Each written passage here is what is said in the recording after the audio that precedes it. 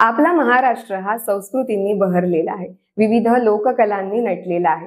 यात भजन, कीर्तन, पोवाडा, लावणी अशा विविध लोककलांचा समावेश आहे. यात महत्त्वाची आणि मुख्य मानली जाणारी लोककला म्हणजेच तळ कोकणातील दशावतार. दशावतार म्हणजेच कोकणातील लोकांच्या उदरनिर्वाहाचं साधन तसेच मनोरंजनाचं सुद्धा साधन आहे. यातून आध्यात्मिक, पौराणिक, काल्पनिक कथांद्वारे सामाजिक प्रबोधन केलं जातं. सध्या दशावतार लोककला ही संपूर्ण महाराष्ट्रात चर्चेत आहे आणि याचं मुख्य कारण म्हणजेच 12 सप्टेंबर रोजी येणारा दशावतार हा बहुचर्चित चित्रपट. हा जो चित्रपट आहे तो दशावतार लोककलेवरतीच आधारित आहे. यात अनेक दिग्गज कलाकारांनी काम केलंय. यात दिलीप प्रभावळकर सर, महेश मांजरेकर सर, भरत जाधव या कलाकारांनी तर काम केलंच आहे. पण यात मुख्य म्हणजेच दशावतार क्षेत्रात काम करणारे जे मूळ कलाकार आहेत त्यांनीही या चित्रपटात आपली भूमिका साकारली आहे. त्यातीलच एक कलाकार आज आपल्याशी संवाद साधणार आहेत.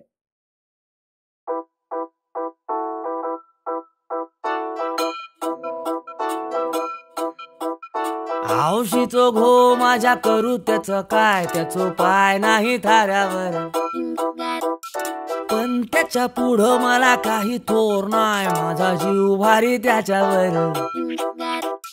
हट्टी थोडा, जिद्दी थोडा हाय, की काय सांगू बाप माझा गुन्हाची माय. हे हट्टी थोडा, जिद्दी थोडा हाय, काय सांगू बाप माझा गुन्हाची माय.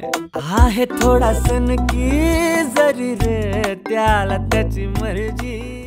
नमस्कार, मी तनया, न्यूज अनकटच्या कलारंजन या विशेष भागात तुमचं मनापासून स्वागत. तर आज आपल्यासोबत अशी एक व्यक्ती आहे ज्यांनी या दशावतार चित्रपटामध्ये आपली एक भूमिका साकारली आहे. तसंच त्यांनी गेली 35 वर्ष दशावतारामध्ये काम केलंय. स्वागत करूयात दशावतारातील नामांकित खलनायक श्री संतोष रेडकर यांचं. नमस्कार सर. नमस्कार. तर आता 12 सप्टेंबर रोजी दशावतार हा चित्रपट येतो जो सुबोध खानोलकर यांनी दिग्दर्शित केलाय. तर या चित्रपटामध्ये तुम्हाला छोटीशी भूमिका साकारायला मिळाली आहे. तर ही जी भूमिका आहे तुम्हाला कशी मिळाली आहे? संधी चालून येते म्हणतात ना, तशी ती संधी चालून आली. कारण हा चित्रपट सामान्य नाही. शिवाय या चित्रपटाचं कास्टिंग करताना कमीत कमी 50 ते 60 दशावतारी कलाकार यांचं ऑडिशन घेतलेलं होतं आणि त्यात आम्ही काहीतरी 4-5 कलाकार निवडले गेलो. इतर बरेच कलाकार आहेत पण ऑडिशन देऊन आम्ही 5-6 कलाकार निवडलो.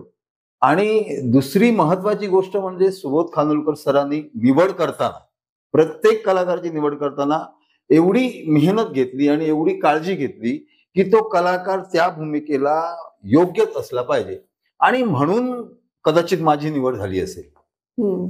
तर तुम्ही अनेक चित्रपटांमध्ये काम केलं, तर त्याबद्दल थोडंसं आम्हाला सांगा.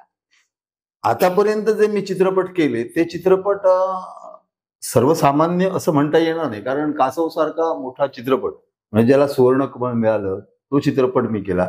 बऱ्या कलाकारांबरोबर मी काम केलं. पण दशावतारातून चित्रपटाकडे जात असताना हा जो दशावतार चित्रपट मला मिळाला त्यात मला एक वेगळा आनंद आहे. आणि मुख्य म्हणजे ज्या कलेत मी माझं सर्वस्व अर्पण केलं, जी कला माझ्यासाठी परमेश्वरासारखी श्रेष्ठ आहे, त्या कलेवर चित्रपट बनतो आहे आणि त्या चित्रपटामध्ये दशावतारी कलाकारांचा सहभाग आहे. त्यामुळे इतर चित्रपटांपेक्षा नक्कीच हा चित्रपट वेगळा आणि मला संधी दिल्याबद्दल सुबोध सरांचे पण मी आभारच मानतोय. तर आता तुम्ही अनेक चित्रपटांमध्ये कामं केली आहेत, तर यात तुम्हाला वेगवेगळे अनुभव आले असतील. तर ह्या चित्रपटाच्या शूटिंग दरम्यान तुम्हाला असे वेगळे काय अनुभव आले? भरपूर. कारण हा चित्रपट ज्यावेळी आम्हाला मिळाला त्यावेळी मला असं वाटलं होतं की इतर चित्रपट जे केले आहेत त्या चित्रपटांसारखाच हा चित्रपट असेल, म्हणजे सेटवरची तयारी म्हणा किंवा इतर कलाकार. पण नाही, ज्यावेळी मी सेटवर गेलो त्यावेळी सगळा माहोल वेगळाच होता. कारण त्यांची जी मेहनत आहे, आता म्हणतायत लोक की आमच्याही कानावर येत आहे की एवढं काय आहे दशावतार या चित्रपटामध्ये, एवढं काय आहे की लोक प्राण ओतून वाट बघतायत त्या चित्रपटाची. तर माझं सांगणं एवढंच आहे की हा चित्रपट बनण्यासाठी घेतलेली मेहनत ही पूर्ण टीम नाही, म्हणजे लेखकाने म्हणा किंवा डायरेक्टर किंवा इतर सगळे जे आहेत त्या टीमला जॉईन झालेले, त्या सगळ्यांनी जी मेहनत घेतली आणि आम्ही ती जवळून पाहिली, अनुभवली. कारण मी तुम्हाला असं एक उदाहरण देतो की ज्यावेळी एक जरी संवाद बोलायचा असला तरी सुद्धा आम्हाला 4-4, 5-5 वेळा रिहर्सल घ्यावी लागायची. आणि मग मी पण विचार करतो, अरे ही एक वाक्य आहे आणि ही माणसं एवढी रिहर्सल का घेत आहेत? त्याचं उत्तर मला आज मिळालं की मेहनत घेतल्यानंतर त्याचं फळ चांगलंच येतं. आणि प्रत्येकानं एवढी मेहनत घेतलेली आहे. आणि दुसरी गोष्ट महत्वाची की या कलेवर सरांनी अभ्यास केला. दशावतार म्हणजे काय, दशावताराचं मूळ काय, दशावताराचे संवाद कसे असतात, आणि ह्या सगळ्या गोष्टीचा अभ्यास करून गेली 2 वर्ष अभ्यास करून त्या माणसाने हा जो चित्रपट निर्माण केला तो पूर्ण दशावतार. दशावतारापेक्षा वेगळं मला तर काही एवढ्या दिवसात दिसलेलं नाही. म्हणजे चांगलं आहे. आता यात मुख्य प्रश्न असा येतो की आता दशावतारामध्ये असे बरेच कलाकार आहेत जे मुख्य भूमिका साकारू शकले असते, पण आता दिलीप प्रभावळकरांबद्दल तर प्रश्नच वेगळा आहे. ते उत्तम तगडे कलाकारच आहेत, पण दशावतारातल्या एखाद्या कलाकाराला जर त्यात संधी मिळाली असती मुख्य भूमिका साकारण्यासाठी, तर का नाही दशावतारी कलाकार तिथे? नाही, तू म्हणतेस ते तुझ्या मते बरोबर आहे, इतरांच्याही मते बरोबर आहे, कारण दशावतार हे मर्यादित आहे. आता आम्ही म्हणतो ना, आता दशावताराचा गाजावाजा केव्हा सुरू झाला? दशावतार चित्रपटाचा ट्रेलर पाहून लोकांना आश्चर्य वाटू लागलं. दशावतार हा मर्यादित का म्हटलं मी? कारण माझ्या सिंधुदुर्गात फक्त 6 ते 7 तालुक्यामध्ये दशावतार चालतं. दिवाळीला आम्ही मुंबईला गेल्यानंतर दिवाळीला चालतं. परदेशात कुठेतरी योगायोग आला तर चालतं, नाहीतर देवगडच्या पुढे दशावतार कोणाला माहिती नाही. त्याच्यामुळे तू जसं म्हणालीस की दशावतारामध्ये दिग्गज कलाकार काम करणारे आहेत, म्हणजे खलनायक करणारे आहेत, नायक करणारे आहेत, नायिका करणारे आहेत, पण चित्रपटामध्ये त्या कलाकाराला प्रमुख भूमिका का दिली नाही? म्हणजे माझ्या मते म्हणतोय, दशावतारात काम करणारा जो कलाकार आहे ना, तो चित्रपटात काम करीलच हे सांगता येत नाही. आणि दुसरा महत्वाचा विषय असा आहे की ज्यावेळी आपण कुठलाही प्रोजेक्ट करतो त्यावेळी ते योग्य असलं पाहिजे, त्यात काम करणारे कलाकार योग्य असले पाहिजे. एवढा खर्च आपण करतो, एवढे पैसे आपण ओततो, त्यावेळी निर्माता म्हणा किंवा दिग्दर्शक म्हणा हाच विचार करणार की माझा चित्रपट चांगला व्हायला. आता तुझ्या म्हणण्यानुसार दशावतारी कलाकाराने जरी काम केलं तरी ते दशावतार नाटकामध्ये काम केलं, वास्तव नाही. आणि चित्रपटात काम करताना तो वास्तव आहे आणि तो मी अनुभवलेला आहे. कारण दिलीप प्रभावळकर सरांचं आता तुलाच काय किंवा कुणालाही सांगणं म्हणजे आमचे शब्द अपुरे पडतील. त्याने जी भूमिका केली, ज्यावेळी मी ती भूमिका बघत होतो, ते ज्यावेळी शूट करत होते त्यावेळी मला एक जुने कलाकार आठवत होते, म्हणजे ज्यांच्याकडे मी काम केलं ते बाबी कलिंगण. म्हणजे त्यांचं वय सरांच्या बरोबरीच असेल, प्रभावळकरांच्या बरोबरचं बाबी कलिंगणांचं वय होतं. आणि ती जी धडपड त्यांची होती, म्हणजे बाबी कलिंगणांची जी धडपड होती ती धडपड दिलीप सरांची मला दिसली. प्रभावळकर सरांनी जी भूमिका केली ना, ते मला असं वाटत होतं, अरे हो, हा आपलाच मालक आहे, हे आपलेच मालक आहेत आणि हे आपल्याला एवढं सांभाळून घेतात. आणि मला असं वाटतं की आता हा चित्रपट प्रदर्शित झाल्यानंतर दशावताराचं जे मूळ आहे ते कळेलच, पण त्याचबरोबर दशावताराची परिस्थिती कळेल. कारण मी ज्यावेळी 35 वर्ष दशावतार करत होतो त्यावेळी मला ते जाणवत होतं की परिस्थिती काय असते कलाकाराची, आणि तो त्या परिस्थितीतून काम करतो आणि त्या कलेला तो चिकटून राहतो. म्हणजे ही माझी कला, तर त्या कलेपेक्षा त्याला दुसरं मोठं काही दिसत नाही, काहीच मोठं दिसत नाही. आणि तो त्याच कलेत झोकून देतो. त्याला त्याच्यातला फायदा दिसत नाही, त्याच्यातलं नुकसान दिसत नाही, त्याच्या शरीराला होणारा थकवा त्याला दिसत नाही, त्याला इतर परिस्थितीचा अजिबात विचार येत नाही. त्याला विचार काय येतो की मी जे नाटक करतोय, मी जे सादरीकरण करतोय ते सादरीकरण योग्यरित्या असावं असं त्या कलाकाराला वाटतं. आणि सेटवर वावरताना मला तेच वाटत होतं, कारण या सगळ्यांनी वास्तव निर्माण केलं, दशावताराचा वास्तव तिथे निर्माण केला. आणि तो वास्तव बघताना मलाही जाणवायचं, अरे हे असंच होतं माझ्या दशावतारात, अरे ही भूमिका अशीच मी करत होतो जी दिलीप प्रभावळकर सरांनी केलेली आहे. मग एवढी ज्यावेळी मेहनत घेतली जाते त्यावेळी नक्की त्याचं फळ चांगलं येतं.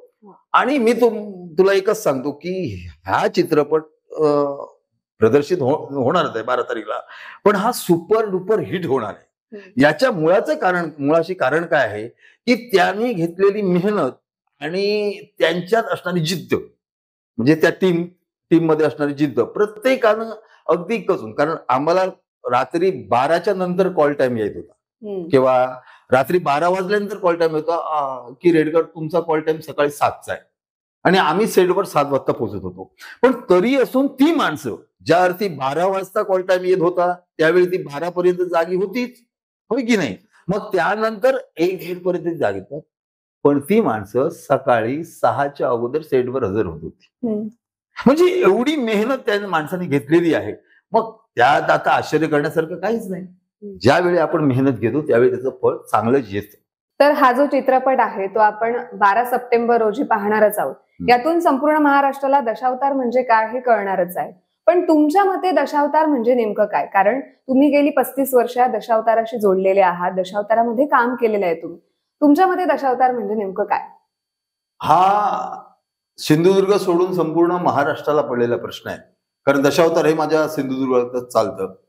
दशावतार म्हणजे विष्णूने 10 अवतार घेतले आणि ते आम्ही नाट्य रूपातून लोकांसमोर सादरीकरण करतो.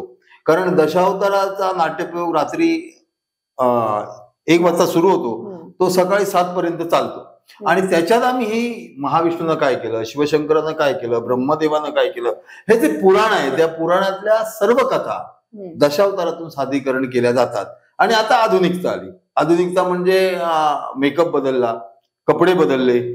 पूर्वीचे कपडे आता वापरले जात नाहीत, कारण तेव्हा जे दशावतार होतं, म्हणजे आमचे जुने कलाकार आम्हाला सांगतात की तेव्हा बायकांच्या साड्या म्हणजे सवळं म्हणून वापरत होते. त्यानंतर आम्ही मुलांचे दागिने म्हणजे हे काय कंटे वगैरे वापरत होतो. पण आता तसं नाही. आता सगळं विकसित झालेलं आहे, आधुनिकता आलेली आहे. सगळ्या वस्तू पैसे दिल्यानंतर मिळतात, म्हणजे त्याचा वापर आताचे कलाकार करत आहेत. आधुनिकरित्या दशावतारात येणारे ट्रिक सीन म्हणजे हलते देखावे, त्याचा वापर केला जातो. तर लोकांना ते आवडत आहे. तेणेकरवी जी चव आहे दशावताराची पूर्वी होती, आजही प्रेक्षक आहेत, आता दुप्पट प्रेक्षक वाढलेले आहेत. कारण लोककला म्हणजे काय हे माझ्या कोकणातल्या प्रेक्षकांना कळलं आणि तेणेकरवी ते दशावतार आम्ही सादर केलं. फक्त दशावतार म्हणजे पुराणातलाच आधार असं नाहीये, ती एक संस्कृती आहे, ते संस्कार आहेत आणि ती माझ्या कोकणची लोककला आहे. असं म्हणलं जातं की ही जी कला आहे ती कर्नाटकातून इकडे आलेली आहे, पण ती मग कोकणात कशी काय रुजली आहे? कर्नाटकातून इकडे आली आहे याला पुरावा काही नाही. कारण प्रत्येक जण आपापल्या परीनं सांगतो. कोण सांगतो ती ब्राह्मणाने आणली, ते 7 भाऊ होते. मग असं मी या गोष्टी मानत नाही. मी काय म्हणतोय, दशावतार ज्यानं जिवंत ठेवलं तो माझा दशावतारी कलाकार. जिथं जिवंत ठेवलं ते माझं कोकण. आणि या कोकणात जी देवस्थान आहेत, म्हणजे प्रत्येक गावात देव आहे, देवस्थान आहेत, मंदिर आहेत, आणि त्या मंदिराला जोडलेली ही लोककला आहे. आता कर्नाटकात होती त्यावेळी ही कर्नाटकात ती रामलीला चालायची, आजही चालते. आणि माझ्या कोकणात आजही मंदिरं आहेत, तेव्हाही मंदिरं होती. म्हणजे माझं असं मत आहे की ही जी लोककला आहे ही माझ्या कोकणातली, कोकणातच ती जन्माला आली, कोकणातच त्याला खत पाणी घातलं गेलं आणि ती आता मोठी झाली, त्याला फुलं आली, फळं आली आणि आता त्याचा हा बहर आणि सुगंध जग घेत आहे. त्याच्यामुळे मी त्या विषयाशी सहमत नाही की ती कर्नाटकातून आली. मी या मताशी सहमत आहे की ती माझ्या कोकणच्या कलाकारांनी जिवंत ठेवली, रसिक माय बापाने त्यांना खतपाणी घातलं आणि म्हणून आज ती दशावतारी लोककला संपूर्ण जगात प्रसिद्ध होते. तर आता महत्वाचा मुद्दा म्हणजेच लोकांचा तर ह्या दशावतारी कलेला उत्स्फूर्त असा प्रतिसाद आहे. नक्कीच. आणि त्याच्यामुळे लोकाश्रय तर या दशावतार कलेला मिळालेला आहे, पण राजश्रय मिळालाय का? आता मी 35 वर्ष या दशावतार कलेमध्ये काम करतो आणि मला वाटतं 25 वर्ष मी याच गोष्टीसाठी धडपडतोय की माझा दशावतारी कलाकार, कोकणचा दशावतारी कलाकार तो कुठंतरी पुढे यावा, माझ्या दशावतारी कलाकाराचं जीवन बदलावं. कारण मी तुला सांगतो, आतापर्यंत जे कलाकार दशावतारामध्ये काम करते, आतापर्यंत म्हणजे 2025 पर्यंत जे दशावतारी कलाकार काम करतात ते सर्वाच्या सर्व कलाकार मध्यमवर्गीय आहे, ना श्रीमंत ना गरीब. अशा फळीत आहेत. आणि त्या कलाकाराला लोकाश्रय मिळालेला आहे. लोक आज ती कला डोक्यावर घेत आहेत. लोक त्या कलेला भरभरून प्रतिसाद देत आहेत. राज्याश्रय मिळाला नाही असं म्हणणंही चुकीचं आहे. कारण आमचा कलाकार तो त्या चौकटीत राहिला. माझा दशावतारी कलाकार जो राहिला ना, तो त्या चौकटीत राहिला. त्याने दशावतार सोडून दुसरा कसलाच विचार केला नाही.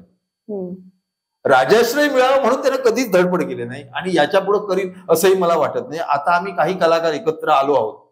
कलाकार एकत्र आलो आणि ती आमची धडपड चालू आहे. कारण कसं आहे तर नाही की जेव्हा माणूस झोकून देतो कुठल्याही विषयात, त्यावेळी तो आप्त इष्ट सगळा सोयरा याचा विचार करत नाही, तो कलेचा विचार करतो. आणि ती माझ्या कोकणातली ही लोककला आहे. जो कलाकार, जो दशावतारी कलाकार दशावतारामध्ये येतो त्या दिवसापासून तो बाकीच्या सगळ्या गोष्टी विसरतो. बाकीच्या कसल्याच गोष्टीकडे तो लक्ष देत नाही. आता राज्याश्रय केव्हा मिळणार? महत्वाचा मुद्दा हा आहे की तो राज्याश्रय मिळवण्यासाठी प्रयत्न करावे लागतात. तिथपर्यंत जावं लागतं. म्हणा आमचे लोकप्रतिनिधी म्हणा किंवा आमचे नेते म्हणा, आमच्यापर्यंत येणार नाही.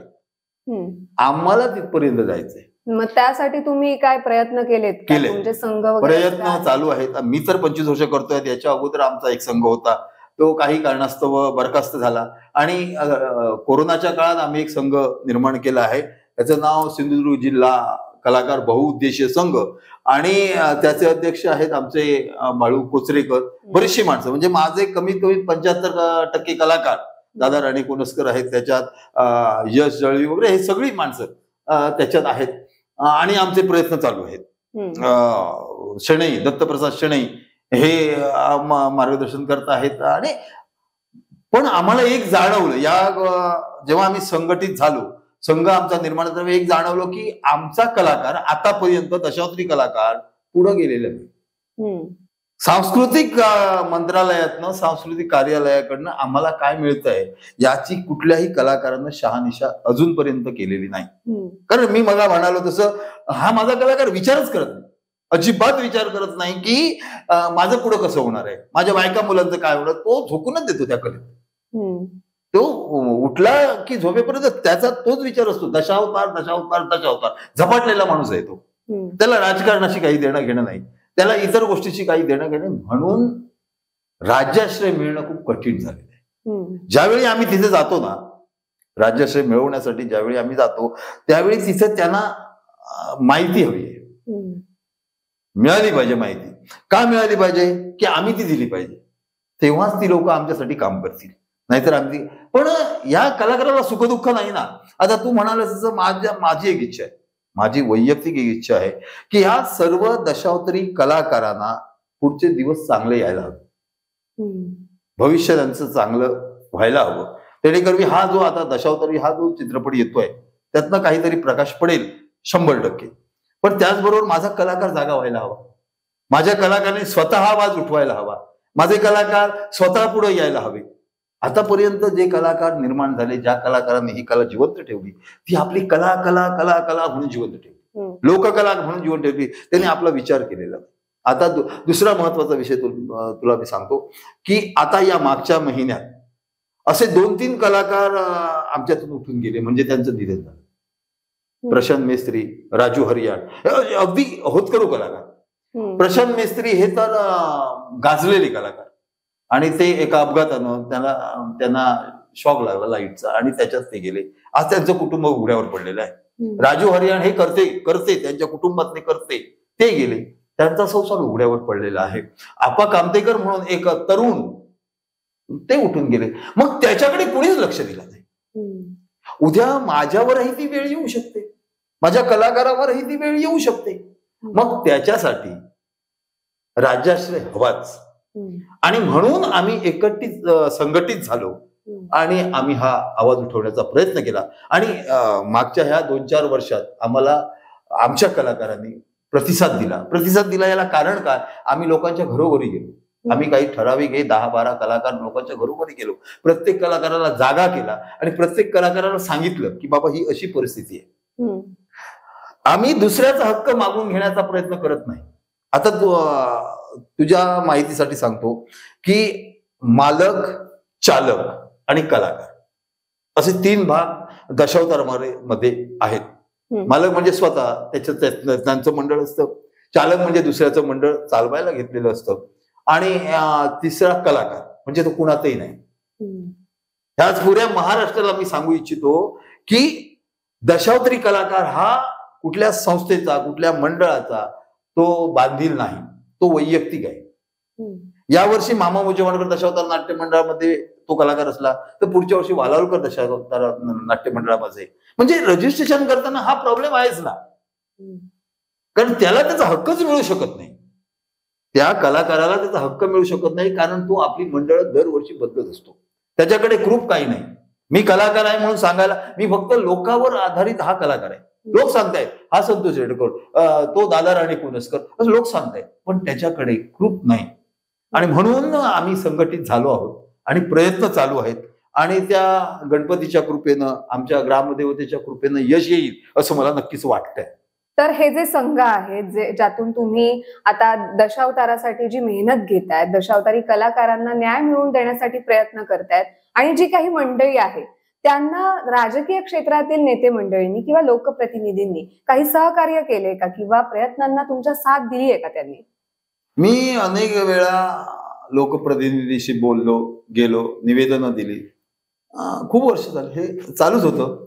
पण आमचा आता संघ निर्माण झाल्यानंतर आता उभारी येते आणि महत्वाचा विषय म्हणजे ती आमच्या समस्या, आमचं ते गाऱ्हाणं ऐकून घेणारा कोणीच नव्हता. पण यावर्षी एका व्यक्तीनं ते गाऱ्हाणं ऐकून घेतलं, ते म्हणजे आमचे निलेश राणे साहेब. यांच्यापर्यंत आमचं पूर्ण मंडळ गेलं. त्यांनी आमचं सगळे समस्या ऐकल्या आणि आम्हाला सांगितलं की घाबरण्याचं कारण नाही, कारण ही लोककला आहे. या लोककलेतला जो कलाकार आहे तो जर जिवंत राहिला तर लोककला जिवंत राहणार, असं सांगणारा मला वाटतं पहिला आमचा प्रतिनिधी मला भेटला आणि त्याने उभारी दिली. आणि त्यानंतर आमच्या बैठका झाल्या, आम्ही त्याच्याशी बोललो आणि नंतर असं ठरलं की आता बाबा आम्हाला मागे यायचं नाहीये. निलेश राणे साहेबांनी आमच्या एवढी मेहनत घेतली की सांस्कृतिक कार्यालयापर्यंत आम्ही गेलो, आमचे कलाकार गेले, सांस्कृतिक मंत्र्यांची आमची बैठक झाली आणि त्यावेळी तिथे ठरलं झालं की तुमचे जे काय प्रॉब्लेम असतील, तुमच्या ज्या काय लोककलाकारांच्या ज्या दशावताराच्या समस्या असतील त्या मी स्वतः सोडवणार आहे. आणि आश्वासन दिलं. नुसतं म्हणजे आतापर्यंतचा इतिहास त्यांचा मी तुम्हाला सांगतो, मी कुठल्याही पक्षाचा नाही, कारण मी मला म्हणाल तसा हा विषय आहे. दशावतारी कलाकार कुठे चिकटून राहत नाही, त्याला पक्ष लागत नाही, आणि पक्ष लागला असता तर तो कुठल्या कुठे गेला असता. पण निलेश साहेबांच्या या शब्दावर आम्ही विश्वास ठेवला. त्यानंतर आमच्या बैठका झाल्या, आम्ही अनेक वेळा त्यांना जाऊन भेटलो आणि त्यांनी आम्हाला प्रतिसाद दिला. त्याचबरोबर आमचे नेते दीपक भाई केसरकर यांनी त्यांच्या योजनेतून, सिंधुरत्न योजनेतून तर दशावतार मंडळांना 15 गाड्या मिळाल्या, ज्या 23-24 सीटर गाड्या 15 मंडळाला मिळाल्या. आता विषय आला म्हणून सांगतो, ज्या गाड्या मिळाल्या त्या कुणाला मिळाल्या? नाट्य मंडळ चालवणाऱ्या मालकाला मिळाल्या. मग त्याचा 1 रुपया तरी कलाकारांना मिळाला का? कलाकार वैयक्तिक आहे, कलाकार कुठेतरी वंचितच राहतो, कुठंतरी नाही, तो वंचितच राहतो, तो वंचितच आहे. त्याला त्याच्यातील 1 रुपया सुद्धा मिळालेला नाही. मग आता एका ग्रुपमध्ये 20, 22, 25 कलाकार आहेत, मग त्याचा मालक 1 किंवा 2 असतील. मग आता ती संख्या मोठी आहे की मालकाची संख्या मोठी आहे? मी विरोधी बोलत नाही, मी जे खरं आहे ते बोलते, वास्तव आहे तो सांगतोय. मग तिथं कुठेतरी कलाकारावर अन्याय होतो. मग ज्या कलाकारावर अन्याय होतोय तो अन्याय दूर करण्यासाठी आमचे हे प्रतिनिधी आहेत. आतापर्यंत मी 25 वर्ष झटलो आणि आज मला आशा दिसते, आज मला आशेचा किरण दिसतोय की ही मंडळी आमच्यासाठी काम करणार आहेत. दत्ता सामंत साहेबांनी तर आम्हाला असं सांगितलं, तुम्ही कधी या, रात्री अपरात्री, तुमचे काही प्रॉब्लेम असतील नुसता फोन करा. आणि खरं आहे ते, कारण काल आमचा एक तबलजी तो अपघात झाला त्याला, तर साहेबांनी काढून 25,000 रुपये सहज दिले, हे घे आणि जा. आणि या गरीब कलाकाराला जर एका वेळी 25,000 रुपये मिळत असतील तर याच्यासारखा दुसरा देव नाही, तो त्याला देव मानणार आहे. मी असं म्हणत नाही की प्रतिनिधी वाईट आहेत, प्रतिनिधी काम करत नाही, करतायत ना, पण हा कलाकार असा आहे की तो तिथपर्यंत जात नाही. आता इथे अशी परिस्थिती आहे की कलाकारापर्यंत त्या प्रतिनिधीने यायचंय. कारण माझ्या सिंधुदुर्गात आज नाहीत म्हटलं तर कार्यरत असणारे 1,500 ते 2,000 कलाकार आहेत आणि त्या कलाकारांच्या ह्या समस्या आहेत. आणि साहेबांनी आम्हाला सांगितलं की काळजी करण्याची गरज नाही, कारण आता काय होतंय, आमच्याकडे कृप नाही. आम्ही दशावतारी कलाकार, आता एवढी मोठी लोककला आहे, कोकणातल्या लोककलेतील प्रमुख लोककला म्हणून दशावताराकडे बघितलं जातं. मग त्याला काही कृप नाही, काही पुरावा नाही मी दशावतारी कलाकार आहे म्हणून. मग आता आम्ही सगळ्या कलाकारांनी एक विनंती केली साहेबांना की आम्हाला ओळखपत्र द्या, सरकार मान्य ओळखपत्र द्या. आणि आम्ही कामाला सुरुवात केली, लागलो. आम्ही सर्वे केला, प्रत्येकाचं नाव नोंदणी केली आणि जो खरा कलाकार आहे पण त्याच्यात आता आम्ही टक्केवारी करणार आहोत. त्यानंतर आम्ही त्याचे भाग पडणार आहोत आणि वर्गवारी करणार आहोत, अ ब कड, आणि त्याच्यातनं आम्ही कलाकाराला त्याच्या योग्यतेनुसार मान देणार आहोत, असं हे साहेबांचं. माझ्या माहितीनुसार तर आता पेन्शनच्या स्वरूपात कलाकारांना मानधन मिळतंय, त्याचं स्वरूप नक्की कसं आहे? मानधन मिळतं आहे हे बरोबर, आणि बरेचसे कलाकार आता मानधन घेत आहेत आणि मी आभार मानतो सांस्कृतिक कार्यालयाचा, आमच्या सरकारचा आभार मानतो, कारण या लोककलेला त्यांनी उभारी दिली. काही थोड्या दिवसापूर्वी मानधनाची रक्कम होती 2,500 रुपये, 2,400, आणि आता ती तब्बल 5,000वर आलेली आहे, 5,000वर आलेली आहे. पण एक हाच खेदाचा मुद्दा आहे की खऱ्या कलाकाराला ते मिळते आहे की नाही. बरोबर. ज्यानं आपलं संपूर्ण आयुष्य दशावतारासाठी वेचलं, आपल्या बायका मुलांचा त्याने कधीही विचार केला नाही, तो दशावतारी कलाकार रात्रंदिवस झगडत राहिला, त्या कलाकाराला मिळत आहे की नाही. आता माझ्या कोकणात अनेक लोककला आहेत, आता भजन आहे, कीर्तन आहे, धनगरी नृत्य आहे, अनेक लोककला आहेत. पण त्यातून प्रामुख्यानं 6 महिने, आता तर जास्तच झालं, तर आता संयुक्त दशावताराची नाटकं होत आहेत. आता नवरात्राला ते सुरू होतं, गणपतीच्या ह्या दिवसात कमीत कमी मी म्हणतोय 100-150 प्रयोग झालेत. म्हणजे हे अहोरात्र चालणारं दशावतार आहे. आता तुम्ही भजन म्हणालात तर त्याला मर्यादा आहे. गणपतीला भजन केलं जातं, ते माझे बांधव गणपतीच्या त्या 11 दिवसात भजन करतात, नवरात्रीत भजन करतात, म्हणजे तेही कलाकारच आहे. पण जास्त काळ चालणारी कला ही दशावतार. दुसरा महत्वाचा मुद्दा, ही दशावतारी कला किती वेळ चालते. मग मी म्हणालो तसं रात्री 12 वाजता सुरू होते, ती सकाळी 6:30-7 पर्यंत चालते. मग तो कलाकार रात्रभर काम करतो. 1 प्रवेश असला तरी त्याला काम करावं लागतं, 4 प्रवेश असले तरी त्याला काम करावं लागतं. म्हणजे त्याला रात्री 1 वाजल्या, आपल्या 12 वाजल्यापासून सकाळी 7 पर्यंत झोपायला मिळत नाही. नंतर मेकअप उतरायचा असतो, त्याला आम्हाला 1-1.5 तास लागतो. त्यानंतर प्रवास असतो. मग तो झोपणार कधी आणि नाटकं करणार कधी, ही दखल घेतली पाहिजे. कलाकाराच्या आरोग्याचा प्रश्न आहे. जर तो रात्रंदिवस जागरण करू लागला, त्याला झोप मिळाली नाही तर त्याचं आरोग्य बिघडतं आणि त्याचे परिणाम आम्ही आता बघितले आहेत. मागचे माझे व्यवसाय बंधू असे अनेक अचानक उठून गेले, अटॅक येऊन गेले. मग याच्यासाठी आम्ही प्रयत्नशील आहोत, सगळे कलाकार आम्ही एकत्र आलो आहोत. आणि पेन्शन ही म्हातारपणाची काठी आहे, शेवटची काठी आहे. आता बायको मुलं यांना सांभाळणं हा कुटुंब प्रमुखाचा अधिकार आहे आणि तो केला पाहिजे, जबाबदारी आहे, ती त्याने पार पाडली पाहिजे. पण कुटुंब प्रमुखच जर पांगळा झाला तर तो काय करणार. म्हणजे माझी अशी इच्छा आहे की 5,000मध्ये कुटुंब प्रमुख आपलं कुटुंब चालू शकत नाही. आता कुणीतरी काय म्हणणार, त्याची बायको मला मोठी, अरे हे सगळं बरोबर आहे, पण तो ते चालू शकत नाही. मग त्याच्यात थोडी वाढ व्हावी. दुसरी गोष्ट म्हणजे माझ्या दशावतारी कलाकारांना, म्हणजे आता मग मी म्हणालो तसं, तो एक सगळ्या लोककलेचा कोटा आहे.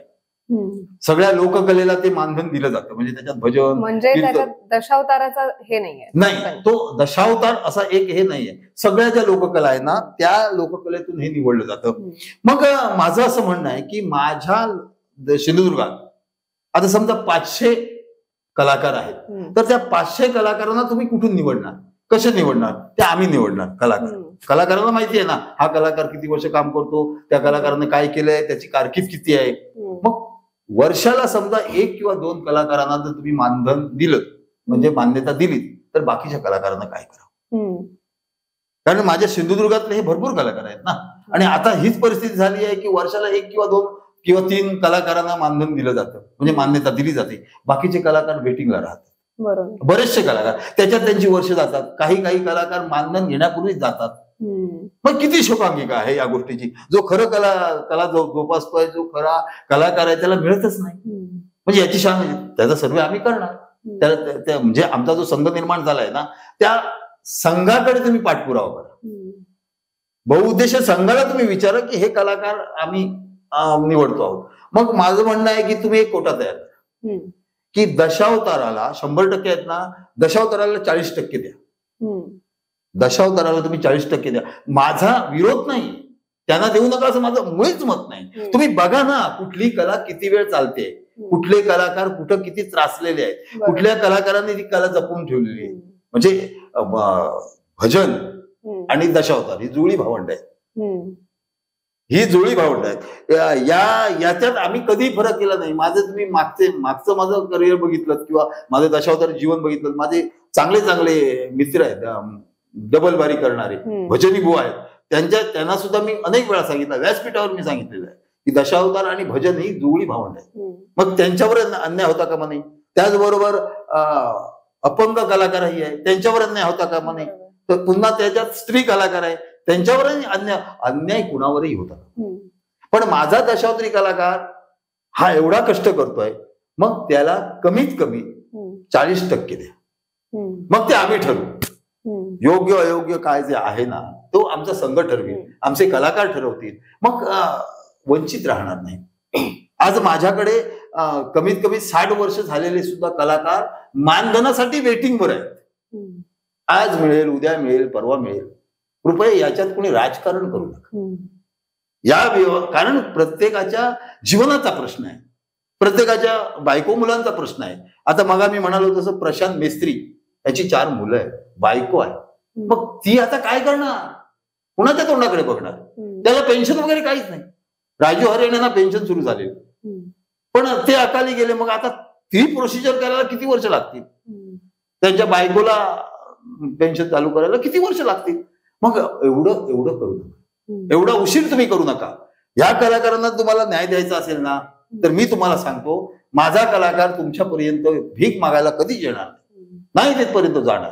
त्याच्यासाठी तुम्ही प्रयत्न करा, माझ्या प्रतिनिधींनी प्रयत्न केले. आणि आज निलेश साहेबांनी जे शब्द दिले त्याच्यावर माझा पूर्ण विश्वास, पूर्ण 100% विश्वास आहे. मी प्रत्यक्ष त्यांच्याशी बोललेलो आहे, माझे कलाकार बोललेले आहेत. आम्हाला त्यांनी आश्वासन दिलेलं आहे की ही कामं तुमची होणार, तुम्हाला ओळखपत्र मिळणार, दशावताराची नोंद होणार, तुम्ही कार्यालयात असणार, तुम्ही तुमच्या हक्कासाठी आता भांडण्याची गरज नाही, तुमचा हक्क तुमच्यापर्यंत मिळणार.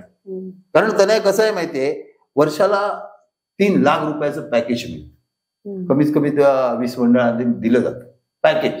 त्याच्यासाठी दशावतारी कलाकारांना 3 लाख आहेत, मग सामायनासाठी 1 लाख आहेत. अशी ती प्रोसिजर आहे. पण त्यातल्या कलाकारांना किती मिळते याची कोणी शहानिशा केलेलीच नाही आतापर्यंत. कलाकाराला काय मालक लोक देत आहेत, तो कलाकार घेतोय आणि गप्प राहतोय. मग माझं म्हणणं काय आहे किंवा माझ्या संघाचं म्हणणं काय आहे, माझ्या कलाकारांचं म्हणणं काय, माझा जो अधिकार आहे, माझा कलाकाराचा जो अधिकार आहे, तो कलाकाराच्या अकाउंटवर येऊ दे. त्याला तिसरा कोणी नको, डायरेक्ट येऊ दे. आणि हीच आमची धडपड आहे. आता एक महत्वाचा मुद्दा येतो, तो म्हणजेच जे दशावतारी कलाकार आहेत, जे रात्रंदिवस त्या दशावतार कलेसाठी झटतायत, रात्री काम करून जी मेहनत घेतायत, दशावतारात त्यांना काम करण्याची संधी मिळतीये, आणि ती मेहनत घेतल्यानंतर त्यांना जो मोबदला देत आहेत, जे मालक असतात ते देत आहेत, तो योग्य आहे का? साधारण किती मोबदला मिळतो? हा एक गहन प्रश्न आहे. आणि या प्रश्नावरनं अनेक वेळा माझी भांडणं झाली, बऱ्याच लोकांनी वाद झाले या विषयावरनं. पण विचार करण्यासारखा हा प्रश्न आहे. कारण ज्यावेळी मी दशावतारात गेलो होतो ना, त्यावेळी दशावताराची जी रक्कम होती, मंडळाला दिली जाणारी रक्कम होती, ती 1,000, 1,500, 2,000 त्यावेळी. म्हणजे 85-86 सालात हा विषय. तर आता ती रक्कम वाढलेली आहे. आता साधारण किती आहे? आता 15 हजारापासून सुरू होते. आपण जर म्हणजे ट्रिक्सिन बोललो ना, तर तो 30, 35, 40 हजारापर्यंत प्रयोग जातो. आणि साधा प्रयोग करायचा झाला तर 15, 16, 17, 18 हजारापर्यंत जातो. म्हणजे मी असं म्हणत नाही की मालक लोकांनी त्याचा फायदा उठवला, कलाकारांचं नुकसान झालं. कारण कलाकार हा सुरुवातीला ठरलेला असतो. ज्यावेळी तो त्या मंडळामध्ये जातो ना त्यावेळी त्याचा पगार ठरलेला असतो. तुला एवढे पैसे मिळतील. आणि आता खरं सांगायचं म्हणजे हे जे कलाकार आहेत ते त्यांच्या कारकिर्दीवर अवलंबून आहे. म्हणजे किती वर्ष त्याने काम केलं, कुठला खलनायक, नायक, नायिका, कोण सुपरहिट आहे, कोण मधल्या फळीवर आहे, कोण विनोदी आहे, तसा त्या अंदाजाने त्याचा पगार ठरवला जातो. पण दुर्दैवाची आजही ही गोष्ट आहे की माझा दशावतारी कलाकार 300 रुपयापासून तो 800-900 रुपयापर्यंत काम करतो, रात्रभर जागरण करू नये. त्याला तेवढी रक्कम नाही. जो मोठा कलाकार आहे ज्याच्यावर नाट्य प्रयोग अवलंबून आहे, त्याच्यामुळे लोक खेचले, त्याला दिले किती जातात? 800-900 रुपये. ह्या विषयावर एकच तोडगा येतो की कलाकाराने त्या मंडळामध्ये ठरताना आपला पगार सुरुवातीला आपण ठरवायचा आहे. मग त्यांना दोष देण्यात काही अर्थ नाही. आज दशावतार चित्रपट जो निघाला त्याच्यात तुम्ही बघा, उद्या विचार करा की दिलीप प्रभावळकर सरांनी जी भूमिका केलेली आहे ती भूमिका दशावतारी मालकाची आहे. पण त्यावेळेचे मालक ज्यानं आपलं घरदार विकूनही आपला कंपनीचा पेटारा सुरू ठेवला, सगळ्या परिस्थितीवर मात करून त्यानं ते दशावतार जिवंत ठेवलं. मी ज्यावेळी दिलीप प्रभावळकर सरांचे शूट बघत असताना माझ्या डोळ्यात पाणी येत होतं की हो ही परिस्थिती माझ्या दशावताराची आजही आहे.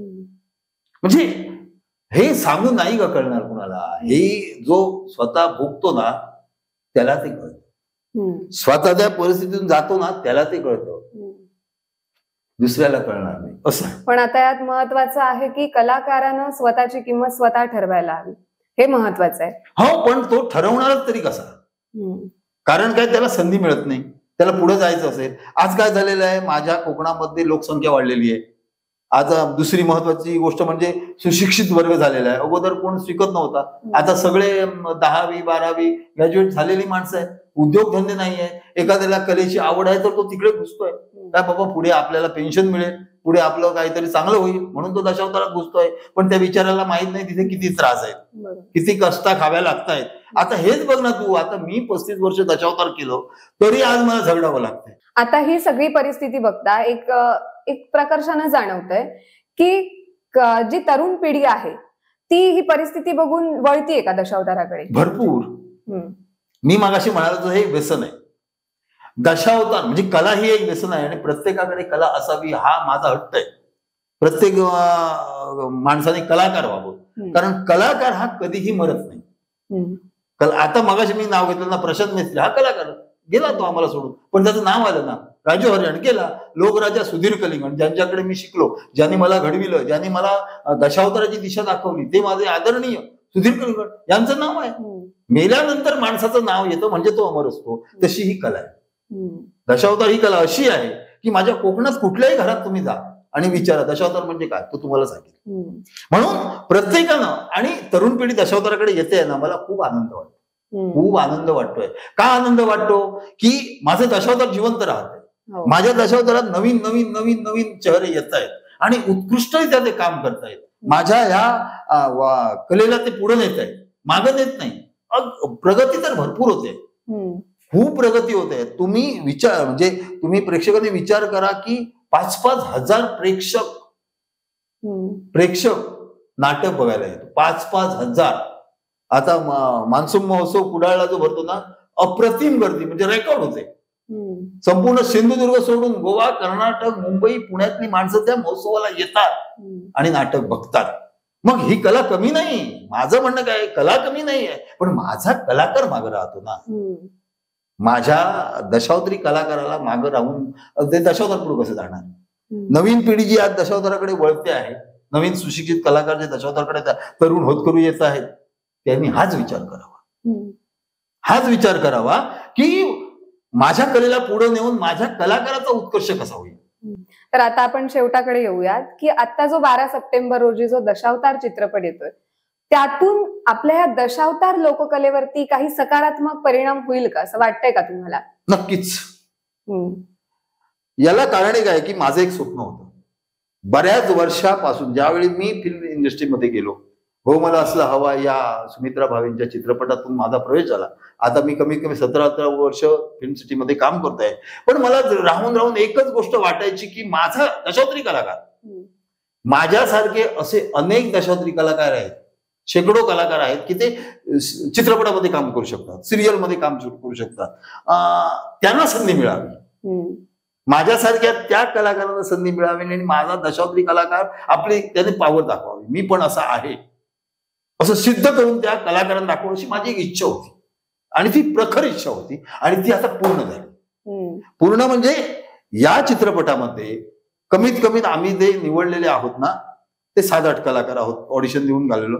आणि त्याशिवाय कमीत कमीत 25-30 कलाकार आहेत ज्यांना संवादही आहेत, अभिनयही आहेत. अर्थात तो चित्रपट सगळ्या जगाला दाखवणार आहे की हे दशावतार आहे. बरोबर ना, हे दशावतार आहे आणि हा दशावतारी कलाकार आहे. मगाशी तू उल्लेख केला म्हणजे आता दिलीप प्रभावळकर सरांची बरोबरी करणं म्हणजे काजव्यानं सूर्याला हे दिवा दाखवण्यासारखं होईल, तसं नाही आहे ते. पण जो दशावतारी कलाकार चित्रपटात काम करतो तो चित्रपट संपूर्ण जगात प्रसिद्ध होतो. प्रदर्शित झाल्यानंतर ते लोकांना कळतं. माझंही तेच झालं ना. मला अगोदर चित्रपटसृष्टीत कुणी ओळखत नव्हतं, पण कासव हा चित्रपट आल्यानंतर लोक मला ओळखू लागले की हा कासव चित्रपटात काम करणारा बाबल्या आहे म्हणून. फिल्म इंडस्ट्रीमध्ये माझी ओळख झाली. बयोसारख्या मालिकेने मला घरोघरी नेलं, लोकांच्या मनामनात मी गेलो, संपूर्ण महाराष्ट्राने मला स्वीकारलं. आता काही गोष्टीतून मी थांबलो आहे कारण मला आता इतर आर्थिकदृष्ट्या मला तिकडे जाणं शक्य होत नाही. आणि आज माझा कलाकार या चित्रपटातून दिसणार आहे हा मला अतिशय आनंद झालेला आहे. या आनंदाला दुसरा शब्द नाही की माझे कलाकार उद्या दशावतारचे कलाकार मोठ्या पडद्यावर चित्रपटामध्ये दिसणार आहे. आणि माझी आजही हीच अपेक्षा आहे, पुढेही हीच अपेक्षा असणार की दशावतारी कलाकार पुढे यावं. मी आतापर्यंत माझ्या कलाकारांना अनेक वेळा संधी देण्याचा प्रयत्न केला. आणि तुझा जो मुद्दा आहे की काही दिशा मिळेल का, नक्कीच मिळणार. याला कारण एक आहे की हा चित्रपट पाहिल्यानंतर खरं दशावतार काय, दशावताराची परिस्थिती काय ही सामान्य माणसापासून एसीत बसणाऱ्या श्रीमंताला सुद्धा कळणार आहे. गरीबापासून श्रीमंतापर्यंत कळणारच आहे. पण ज्यांना दशावतार माहिती नाही त्यालाही कळणार आहे. म्हणून मी दशावतार टीमच्या सर्व कलाकारांचे, सर्व सदस्यांचे आभार या गोष्टीसाठी मानतो. सुबोध खानोलकर सरांचे आभार मी या गोष्टीसाठी मानतो की तुम्ही माझं कोकणचं दशावतार, माझं कोकणचं सौंदर्य, माझ्या कोकणचा श्वास, माझ्या कोकणचं सर्वस्व ज्याला दशावतार दशावतार दशावतार म्हणून कोकणाने उचलून धरलेलं आहे ते कोकण तुम्ही आज संपूर्ण जगाला दाखवणार आहात. आतापर्यंत दशावतारावर अनेक चित्रपट झाले, चित्रपट बनले नाही असा विषय. मी पण 1-2 चित्रपटामध्ये दशावतारातून भूमिका केली. पण असा गाजावाजा किंवा असं सुंदर चित्रीकरण माझ्या दृष्टीनं दुसऱ्या कुठल्या चित्रपटाचं झालेलं नाही. आता पुढे भविष्यात होईल. आणि मी बोलतोय अतिशयोक्ती नाहीये कारण तो चित्रपट तुम्ही बघा, बघितल्यानंतर तुमच्या लक्षात येईल की खानोलकर सरांनी बारीक बारीक गोष्टींचा विचार केलेला आहे. कारण दिलीप प्रभावळकर सरांसारख्या माणसांना कोकणात आणून दशावतार मंडळांबरोबर ठेवून ती परिस्थिती दाखवून कलाकारांचं मार्गदर्शन घेऊन तो चित्रपट बनवला. दिलीप प्रभावळकर सरांनी एवढी मेहनत घेतली ना की ते आम्हाला विचारायचे, आम्हाला विचारायचं दशावतार असंच असतं ना. म्हणजे सांगण्याची आम्हाला गरजच भासली नाही कारण तो ते माणूस म्हणजे मी काय बोलणार त्यांच्यासमोर. म्हणजे एवढं ते दशावतार तिथं रुजलेलं आहे, त्या चित्रपटात रुजलेलं आहे. त्याच्यामुळे नक्कीच दिशा बदलणार आहे. या चित्रपटामुळे दशावताराला चांगले दिवस 100% येतील हे नक्की. तर आता तुम्ही म्हणालाच की दशावताराला चांगले दिवस येतील, पण या व्यतिरिक्त चित्रपटाच्या विषय आपण सोडूयातच, पण ह्या व्यतिरिक्त तुम्ही सरकारकडे काय मागणी कराल चांगले दिवस येण्यासाठी? तुमची मागणी काय, अपेक्षा काय आहे? आता आमची मुलाखत सुरू झाल्यापासून आतापर्यंत ज्या विषयावर मी बोललो तोच माझा विषय. आमचे प्रतिनिधी, आमचे लोकनेते, दशावताराचे चाहते, दशावताराला ज्यांनी उभारी दिली ते आमचे प्रेक्षक वर्ग, ह्या सगळ्यांना एकच माझी विनंती आहे, एकच कळकळीची विनंती आहे की दशावतारात तुम्ही साथ द्या. आतापर्यंत जो मी बोललो त्यात जे समस्या आहेत, जे प्रॉब्लेम आहेत, ते सगळ्यांनाच आता कळलेले आहेत. ते सोडवण्याचा तुम्ही प्रयत्न करा. कारण आज ज्या लोकांनी आम्हाला आश्वासन दिलं, ज्या लोकांनी आमच्या पाठीवर थाप मारली आणि आम्हाला बळ दिलं राणे कुटुंबियांनी, ते नक्कीच आम्हाला साथ देतील यात मात्र शंका नाही. मग आज एकच माझं म्हणणं आहे सगळ्यांना की दशावतार कमी नाही, दशावतार मोठं आहे. जशी तुम्हाला कला दिसते आहे ती खूप मोठी आहे. फक्त दशावतार कलाकारा मागे, त्या कलाकाराला पुढे आणण्याचा प्रयत्न करा. आणि ह्या चित्रपटातून सकारात्मक परिणाम होईलच, नक्कीच. तर चांगले दिवस येतील अशी आपण आशा बाळगूयाच. तर तुम्ही आम्हाला तुमचा बहुमूल्य वेळ दिलात त्याबद्दल तुमचे मनापासून आभार. आणि तुम्हाला या चित्रपटात काम करण्याची जी संधी मिळाली आहे त्याबद्दल तुमचे मनपूर्वक अभिनंदन. तनया, काय आहे माहितीये का, हे तुमचं जे माध्यम आहे हे सामान्य माध्यम नाही. या माध्यमात, या व्यासपीठावर येणारा जो माणूस आहे, या माध्यमाशी एकरूप होणारा जो माणूस आहे ना, तो संपूर्ण जगाचा आहे. जगाचे डोळे त्याच्यावर आहेत, नुसते भारताचेच नाही. आता आपण असं म्हणूया की भारताचे आहेत, महाराष्ट्राचे आहेत. आणि तुमच्या या माध्यमातून या एका सामान्य कलाकाराला तुम्ही लोकांपर्यंत नेला आहात. माझ्या दशावताराच्या कलाकारांचे जे प्रश्न आहेत ते लोकांपर्यंत, प्रतिनिधीपर्यंत तुमच्या मार्फत ते पोहोचले आहेत. म्हणून तुमच्या चॅनलचे, तुमच्या पूर्ण टीमचे मी सगळ्या दशावतार कलाकाराच्या वतीनं आभार मानतो. तुम्ही मला संधी दिलात त्यामुळे तुमचेही सगळ्यांचे मी आभार मानतो. इथं थांबतो. जय हिंद, जय महाराष्ट्र, जय दशावतार. तर पुन्हा एकदा तुमचे मनापासून अभिनंदन आणि पुढील वाटचालीस मनपूर्वक शुभेच्छा. नमस्कार.